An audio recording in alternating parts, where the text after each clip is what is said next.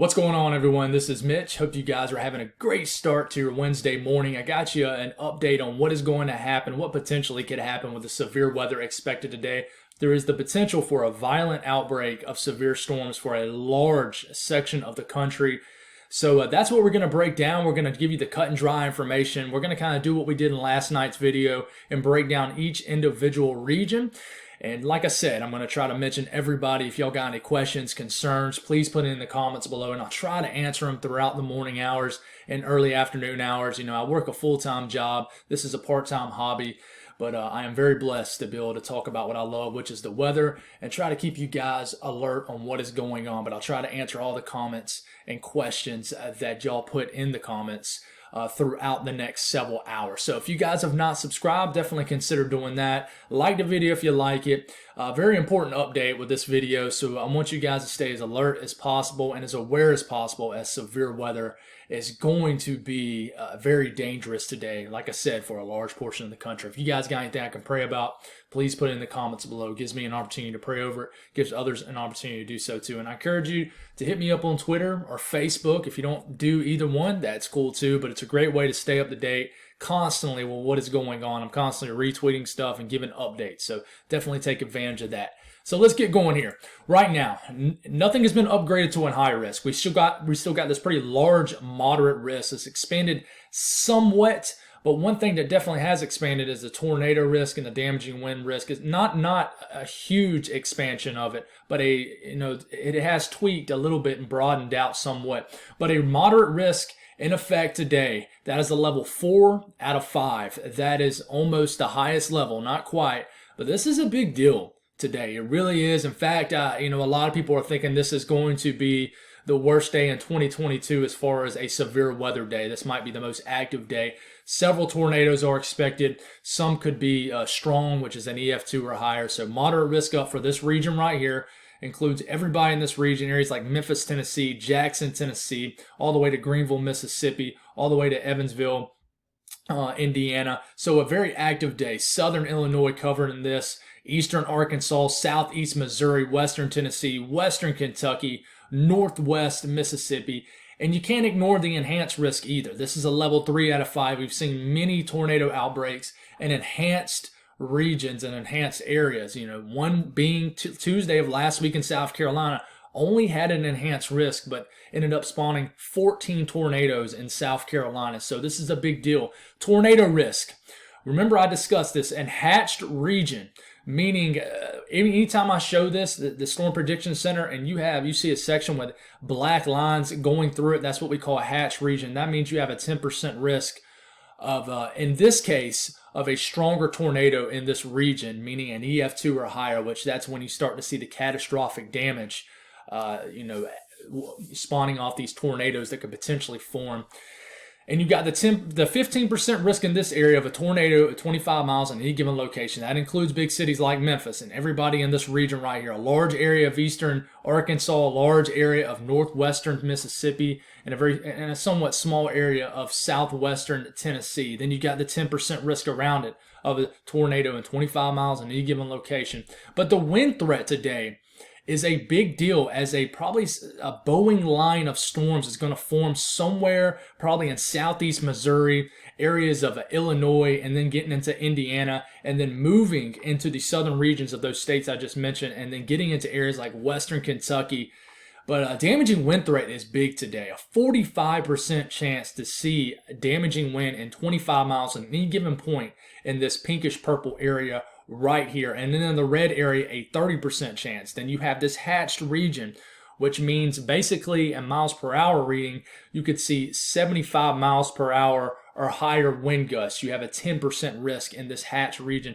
And obviously, once you start to get to hurricane force winds, that's when you start to get consistent damage. So a big deal. There's also a hail risk with this, especially with any supercells that can really get going in this region. So a hail threat also with this, a hatch region for larger hail, 2-inch diameter or higher. There's a 10% risk in this hatch region of larger hail occurring in this area. This includes all Little Rock, Memphis, Greenville, Jackson, Mississippi, almost into Shreveport, so in the Quad States region. So let's get going here and let's talk about each individual region for this setup right here. And we're going to look at the latest long-range HRRR model. We're going to start this off around 8 a.m. this morning. We're going to take a look at the Deep South first. So I'm looking at you, Arkansas, Louisiana, Tennessee, Mississippi, and Alabama. So we got ongoing convection right now as of around 7:30 a.m. Eastern time, and I'll show you this here in live time right now as I'm making this video. It's matching up somewhat with what the HRRR model is showing should be here, but it's not doing a great job of initiation. In fact, shows less convection, which to me tells me this is going to be even more dangerous today, because we were hoping for a much more expansive area of moisture early in the morning to help keep this atmosphere stabilized, with so many dynamics building into this region into the afternoon hours. High levels of Kate, 1,500 to 2,000 joules per kilogram. You got the low-level jet ramping up, and then you have the surface heating, and then the low-level moisture building into this region with dew points well into the 60s. A humid air mass fueling these storms. But you hope for a lot of rain in the morning hours, and you're not seeing it. You're seeing some storms in southern Arkansas. You're seeing just a little bit of shower activity in central and northern Mississippi, moving into northern Alabama, but not a lot going on. There really isn't. In fact, no severe warm storms going on. There was one earlier about an hour ago in Arkansas, but let's take a look at what's going to go on here in the morning and afternoon hours. So we keep this going here in time here on the latest HRRR model. Let's see if I can get this in hour intervals here. And we're getting into about the 9, 10 a.m., 11 a.m., and then you start to see the energy working through about midday to about 1 p.m. You're starting to see storms into Arkansas starting to move in. Watch out west of Little Rock. This will be more of just a broken line of storms. But as you have this convective energy, this storm juice that really builds into this region right here, the atmosphere basically destabilizes. Let me make sure I get my wording right. Destabilizes, and it becomes a prime atmosphere for some nasty, severe weather. So you're getting into about the early afternoon hours. Here you go. Convection starting to blow up here in southern Arkansas. You're starting to get some convection down here in the Baton Rouge area and southern areas and southeast areas of Louisiana. You got some nasty storms in northern Louisiana, and then they're starting to move into Mississippi as you're starting to get into about the mid-afternoon time frame. I'm talking 3, 4, 5 p.m. I'm always going to give you a section of a time period. It's hard for me to say. There's going to be a supercell in Greenville, Mississippi at 4:30 p.m. If I could do that, if I was that exact with the weather, man, I would be a millionaire, right? But just know that this is going to be a time frame. Not, it could hit you between noon or 8 p.m., but, maybe a 1 to 3 hour period that it could get very dangerous for certain areas. But I'll stop this right here. This is around mid-afternoon, 3, 4, 5 p.m. You have some individual supercells, and if any of these get discrete ahead of this line, and it shows it, they show them pretty close to each other, but at the same time, they're still somewhat discrete, meaning they're isolated and taking advantage of the environment at bay here. And look at this storm here in northeast Louisiana. That looks like a supercell. All these are going to have tornadic potential with them. Northern Louisiana, we keep this moving here in time, and it looks like a broken up line of showers and storms. So really what this is a broken up line of supercells, which are rotating thunderstorms, okay? All these embedded supercells have a chance to produce a tornado in eastern Arkansas as we're starting to get into the 3 to 4 to 5 p.m. range. Memphis is going to be knocking on the door here, starting to get into the rush hour, like 4, 5, 6 p.m. These continue to move forward. Even these showers and storms right here, storms is what I mean to say here in central Mississippi, ahead of this main piece of energy that moves through, have a chance to produce tornadoes. They do.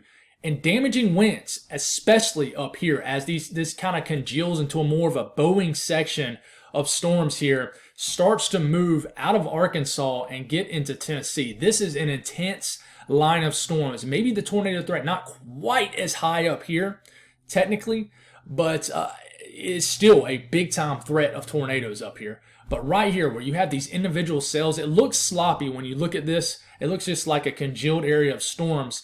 But I'm telling you, these can be rain-wrapped, strong tornadoes here in the south today as we're getting into about the 5, 6 p.m. range, Watch out Memphis, just south of Memphis, all the towns here in northern Mississippi. Watch out western Tennessee. And the threat finally begins to somewhat diminish as the sun's going down in Arkansas.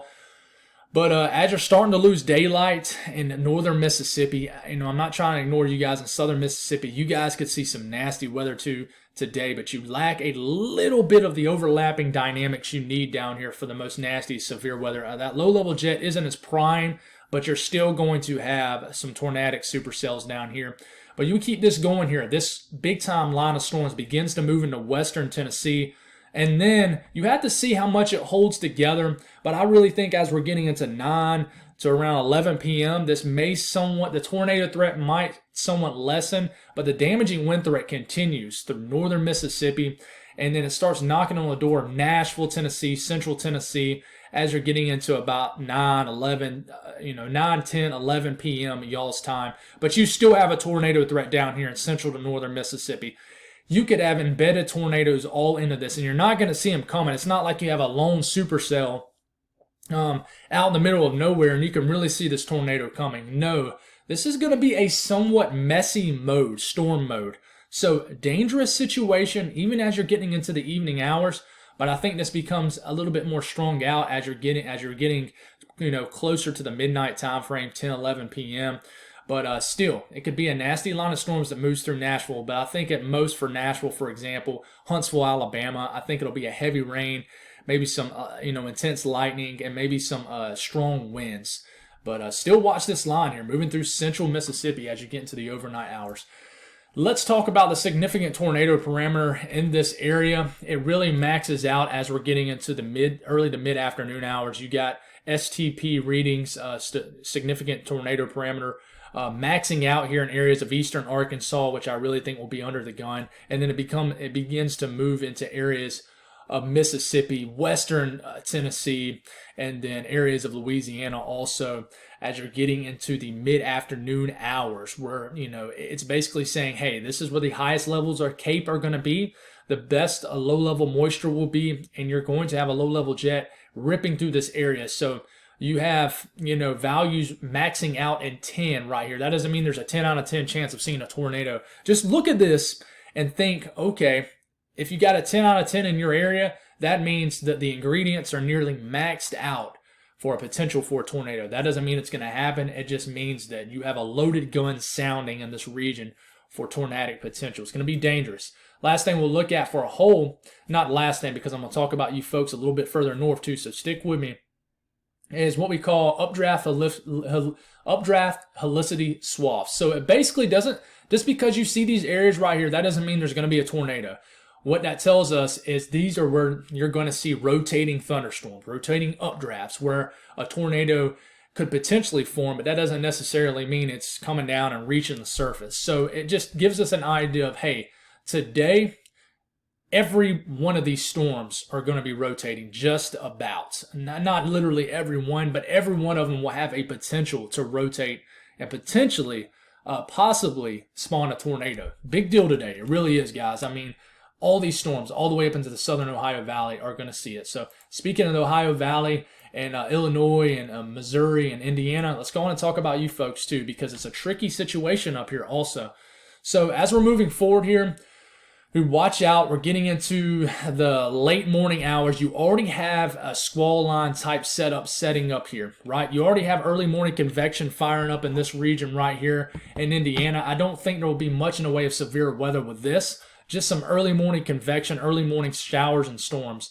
And then this Boeing line of storms develops here about, I would say about 2, 3, 4 p.m. And it starts, and I'll back this up here. Let's go on and make sure we don't get too far ahead. Let's stop this right here. For my folks in southeast Missouri, you got this line of storms forming. I think the damaging wind threat will be more significant up here. Does that mean there's not going to be a tornado threat? No, I'm not saying that. I'm saying the damaging wind threat is going to be higher up here than the tornado threat is down to the south of this region. But you got this Boeing line of storms begin to form.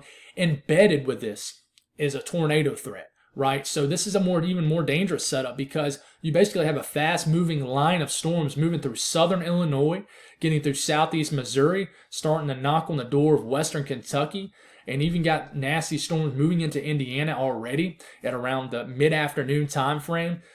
So you got not only that, but you have the damaging wind threat with this. With the low-level jet ramping up in this region, winds are going to mix to the surface. Therefore, you're going to have winds pretty much picking up even ahead of this line. So we'll keep this rolling here.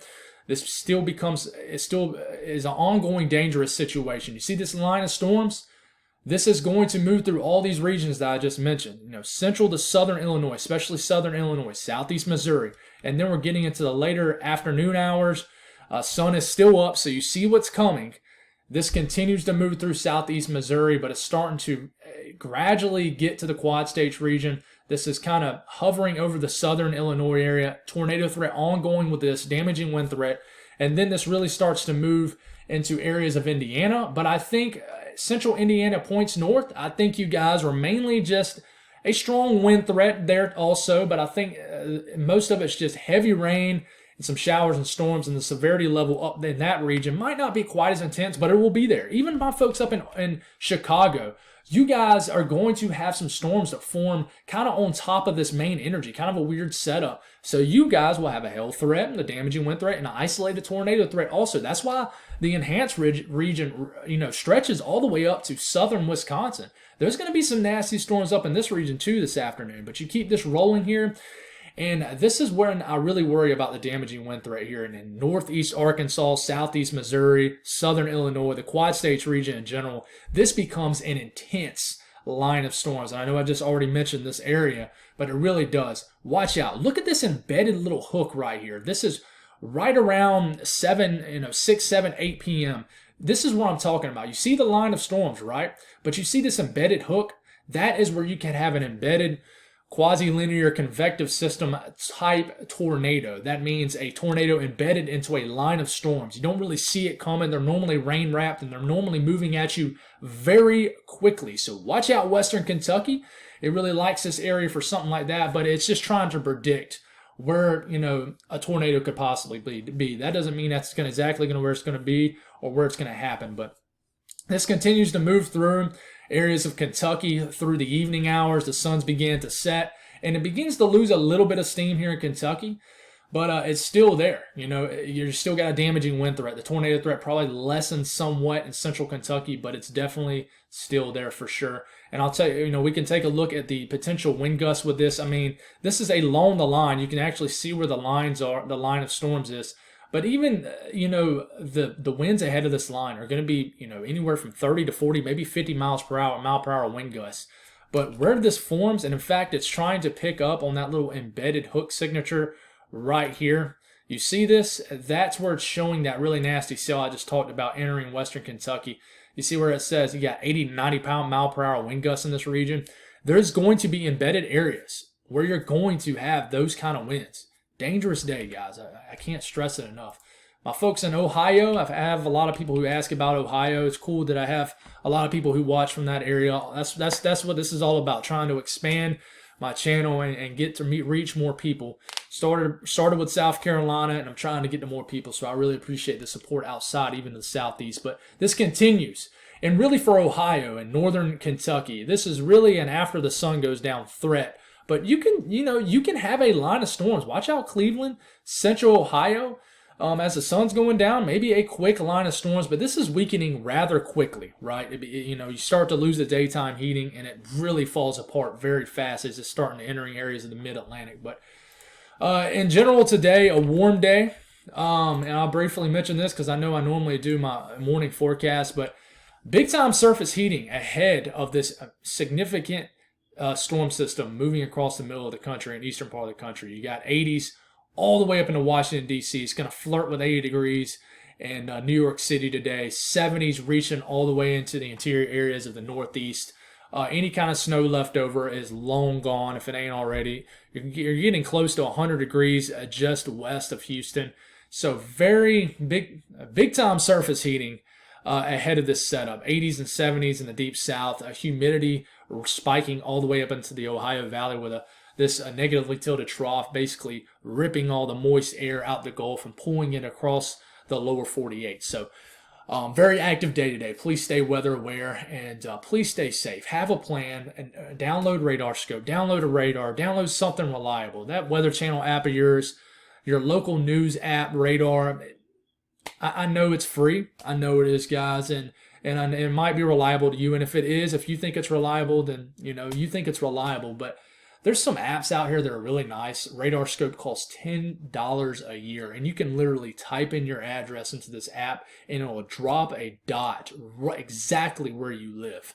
And I can always answer questions. If y'all got any questions, you can send me a message on Facebook, on Twitter. If you need help reading the radar and what means what, for example, how do you see rotation on radar? You guys got any questions? Feel free to ask me, and I'll try to answer them as soon as possible. But please stay safe today. God bless. Praying for everybody affected. And I'll talk to y'all this evening. God bless.